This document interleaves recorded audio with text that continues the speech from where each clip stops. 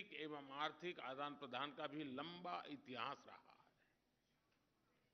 विश्व की दो बड़ी लोकतांत्रिक अर्थव्यवस्थाओं के बीच बढ़ता सहयोग दोनों देशों की जनता के लिए तो लाभकारी है ही, आज के तनावग्रस्त विश्व में इससे एक सकारात्मक संदेश भी जाता है। जर्मनी यूरोप में हमारा सबसे बड़ा ट्रेडिंग पार्टनर होने के साथ भारत में निवेश का भी महत्वपूर्ण स्रोत है। आज मेक इन इंडिया और आत्मनिर्भर भारत अभियान की वजह से भारत में सभी सेक्टर्स में नए अवसर खुल रहे हैं। इन अवसरों के प्रति जर्मनी की रुचि से हम उत्साहित हैं। चांसलर शोर्ज के साथ आज आया हुआ बिजनेस डेलीगेशन और भारतीय बिजनेस लीडर्स के बीच एक सफल बैठक हुई और कुछ अच्छे एग्रीमेंट भी, बड़े महत्वपूर्ण एग्रीमेंट भी हुए।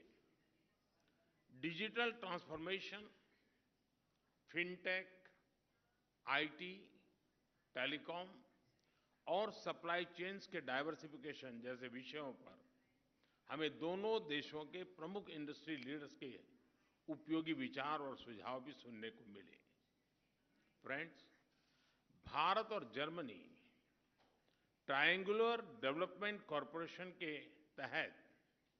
कोऑपरेशन के तहत तीसरे देशों के विकास के लिए आपसी सहयोग बढ़ा रहे हैं। पिछले कुछ वर्षों में हमारे बीच पीपल टू पीपल संबंध भी सुदृढ़ हुए हैं। पिछले वर्ष दिसंबर में किए गए migration and mobility partnership agreement, उससे ये संबंध और भी गहरे होंगे। बदलते समय की आवश्यकताओं के अनुसार हम अपने संबंधों में नए और आधुनिक पहलू भी जोड़ रहे हैं। पिछले वर्ष मेरी जर्मनी की यात्रा के दौरान हमने green and sustainable development partnership की घोषणा की थी। इसके माध्यम से हम क्लाइमेट एक्शन और सस्टेनेबल डेवलपमेंट गोल के क्षेत्र में भी सहयोग बढ़ा रहे हैं। रिन्यूएबल एनर्जी, ग्रीन हाइड्रोजन और बायोफ्यूल जैसे क्षेत्रों में भी हमने साथ काम करने का निर्णय किया। फ्रेंड्स, सिक्योरिटी और डिफेंस कोऑपरेशन हमारी स्ट्रैटेजिक पार्टनरशिप का एक महत्वपूर्ण स्तंभ बन सकता है। इस क्षेत्र में हमारी अनटैप्ड पोटेंशियल को पूरी तरह रियलाइज करने के लिए हम साथ मिलकर प्रयास करते रहेंगे। आतंकवाद और अलगाववाद के खिलाफ लड़ाई में भारत और जर्मनी के बीच सक्रिय सहयोग है। दोनों देश इस बात पर भी सहमत हैं कि क्रॉस बॉर्डर टेररिज्म को समाप्त करने के लिए ठोस कार्यवाही आवश्यक है। फ्रेंड्स, कोविड महामारी और यूक्रेन संघर्ष के प्रभाव पूरे विश्व पर पड़े हैं। विकासशील देशों पर इनका विशेष रूप से नकारात्मक प्रभाव रहा है। हमने इस बारे में अपनी साझा चिंता व्यक्त की। हम सहमत हैं कि इन समस्याओं का समाधान संयुक्त प्रयासों से ही संभव है।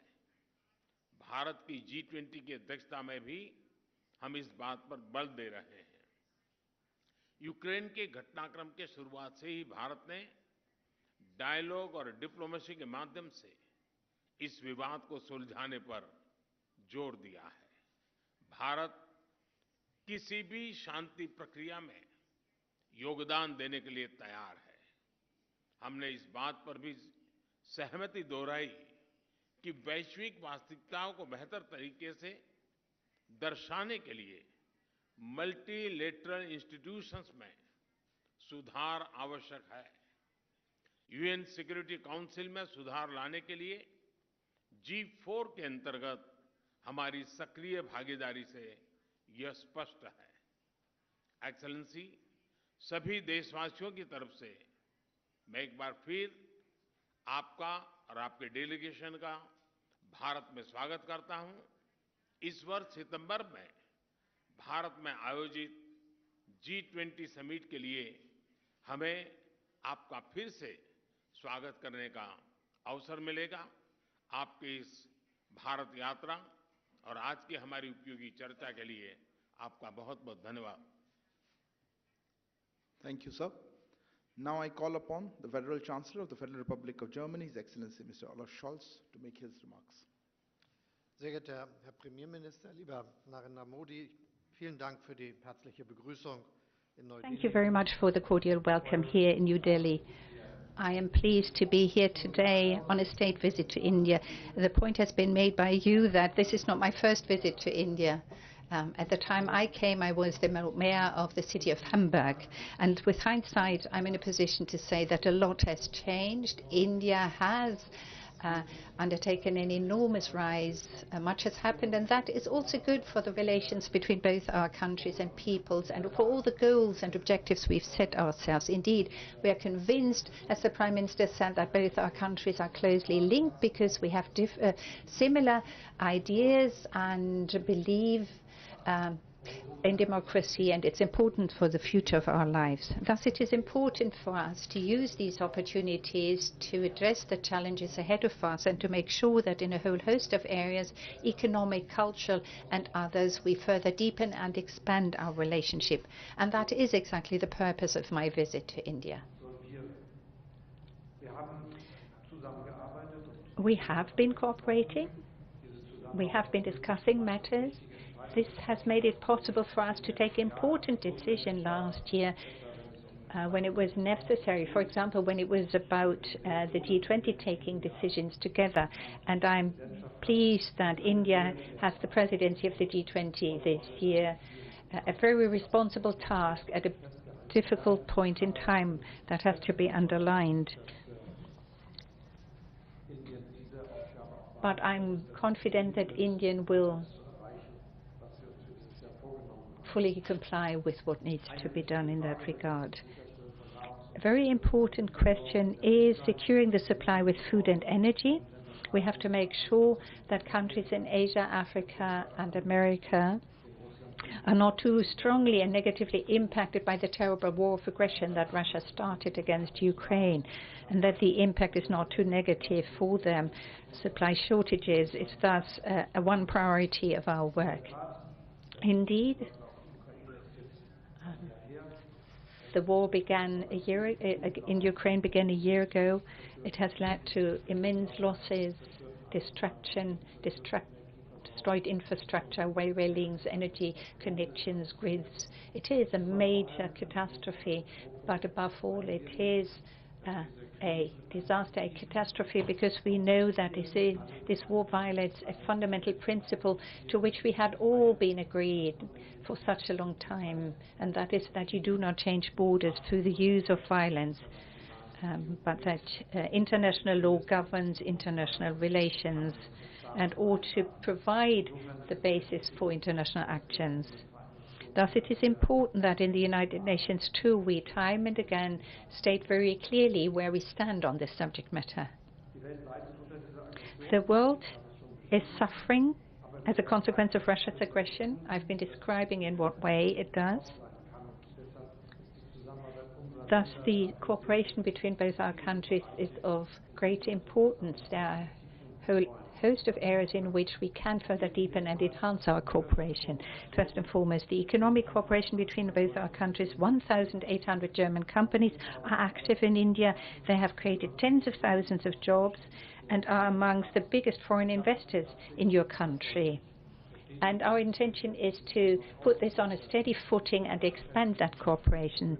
The number of personnel employed here is to go massively up, and the agreements that the members of the business delegations have reached with each other point the way in that direction. The next Asia Pacific Conference of German Industry and Business will take place in India, by the way. Second, we want to further deepen trade relations between the European Union and India, and this is why both of us speak out strongly for the negotiations about a free trade agreement and investment protection agreement to be speedily concluded. I personally will make sure that this does not drag on. A third important point, research and development. These are important areas. We need talents, we need skilled workers, we need to join up our forces in that regard and make progress together. It is especially important for one area that, in my eyes, is of the greatest importance, and that is the development of IT and software.